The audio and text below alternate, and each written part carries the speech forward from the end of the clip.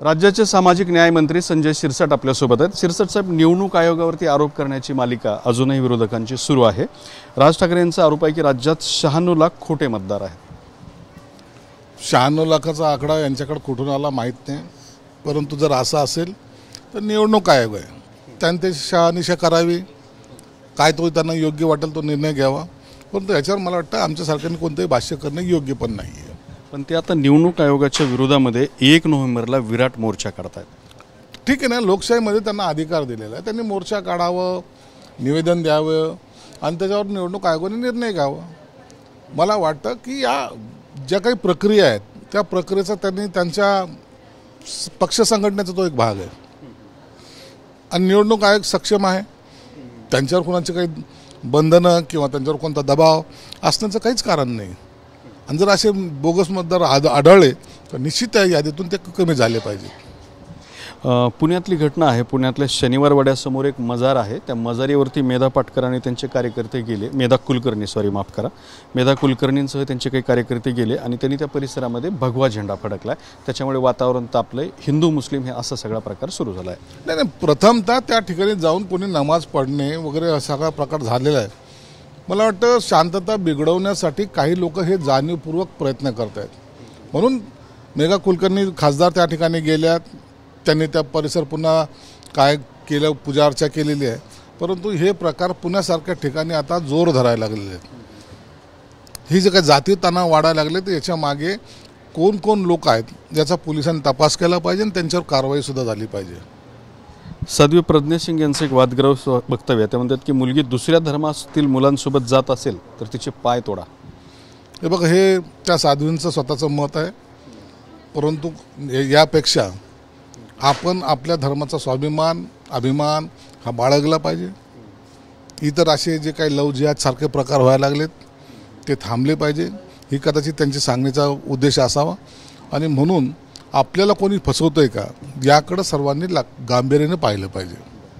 धनंजय मुंडे काल असं म्हणाले की 250 दिवस माझी मीडिया ट्रायल झाली, 2दा मी मरता मरता वाचलोय। आता वैयक्तिक जीवनात काय घडतं याच्यावर आता भाष्य करणं योग्य नाही। धनंजय मुंडेवर त्या पद्धतीने आरोप प्रत्यारोप झाले हे आपण सर्वांनी पाहिलेलं आहे, म्हणून त्यांनी त्यांच्या भावना व्यक्त करणं त्याच्यावर आपण रिॲक्ट होणं मला वाटतं हे योग्य नाही। आता बच्चू कडूंनी शेतकरी आत्महत्या ज्या होत आहेत त्या अनुषंगाने एक आक्रमक वक्तव्य केले। ते म्हणतात की अरे स्वतःला संपवण्यापेक्षा एखाद्या आमदाराला कापून टाका। हे काम बच्चू कडूंनी केलं पाहिजे ना। तुम्ही इतरांना आरोपी बनवण्यासाठी जे काय प्रवृत्ती करतायत त्यापेक्षा स्वतःच मारा ना एखाद्या आमदाराला। हे सत्तेमध्ये नसताना असे वक्तव्य करणं योग्य वाटतं किंवा आमदार नसताना असं वक्तव्य करणं योग्य वाटतं। काहीतरी भडक बोलल्यामुळं काहीतरी शेतकरी खुश होईल आणि असं काहीतरी करेल, हे तुम्ही चिथवणीखोर बोलतायत।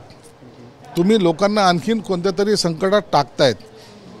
तुमच्यामध्ये धमक आहे, तुम्ही करा ना, तुम्ही आमदारांना मारून टाका, मग तुम्हाला कळेल काय होतं त्याचा परिणाम।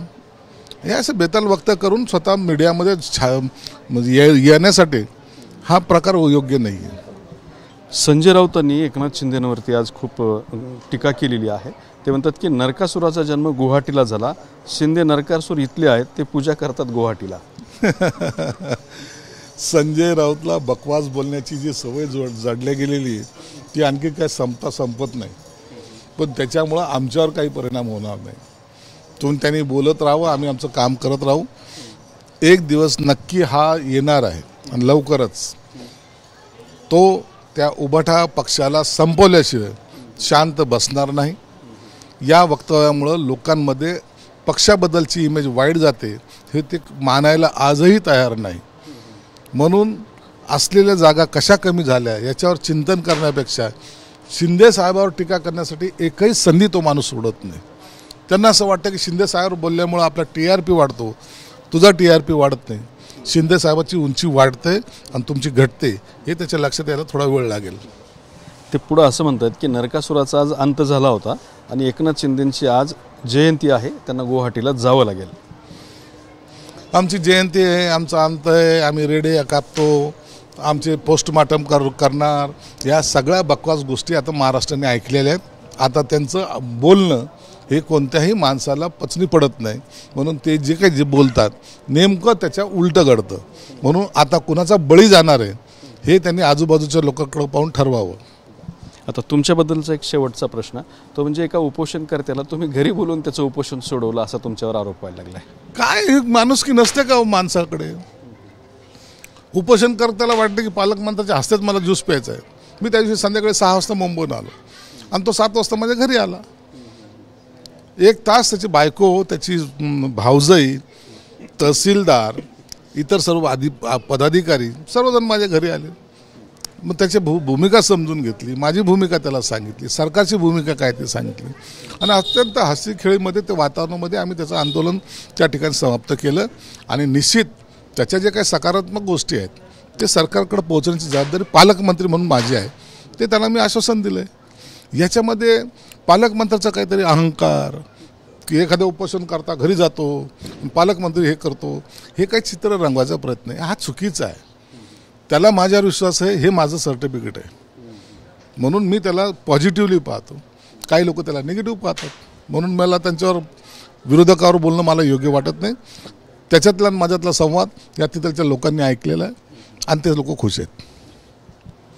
तर हे होते सामाजिक न्यायमंत्री संजय शिरसाट.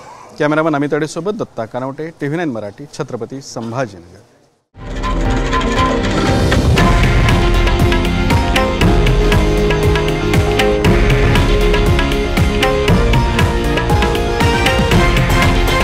हे आहे देशातील नंबर 1 न्यूज नेटवर्क आणि आपण पाहत आहात TV9 मराठी, एकमेव.